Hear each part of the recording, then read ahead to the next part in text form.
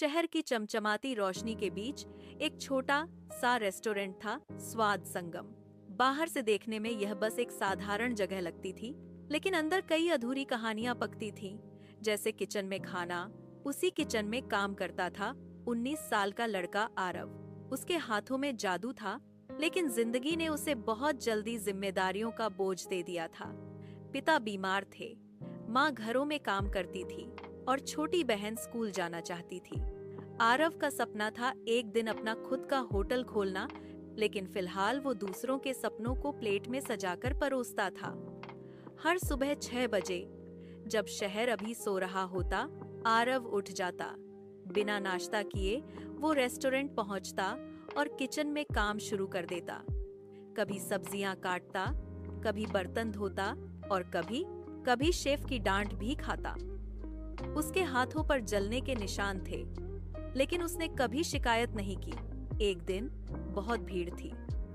शहर में कोई बड़ा इवेंट था और रेस्टोरेंट खचाखच भरा हुआ था।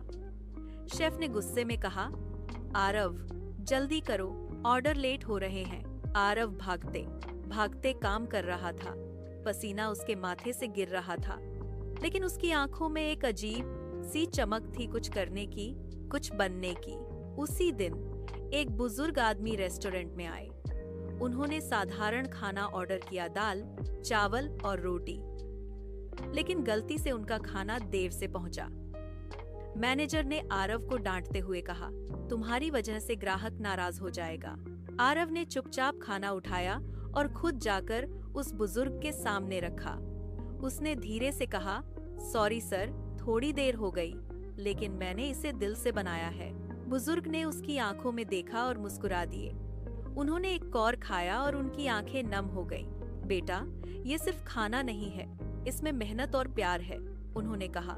आरव कुछ समझ नहीं पाया, लेकिन उस दिन पहली बार किसी ने उसकी मेहनत को महसूस किया था।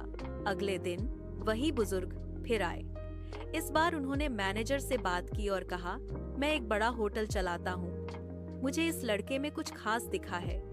अगर ये चाहे तो मैं इसे अपने होटल में ट्रेनिंग देना चाहता हूँ। यह सुनकर आरव की आंखों में आंसू आ गए। उसे यकीन नहीं हो रहा था कि उसकी मेहनत रंग ला रही है। उसने तुरंत हाँ कर दी, लेकिन जाने से पहले उसने अपने छोटे रेस्टोरेंट के हर कोने को देखा।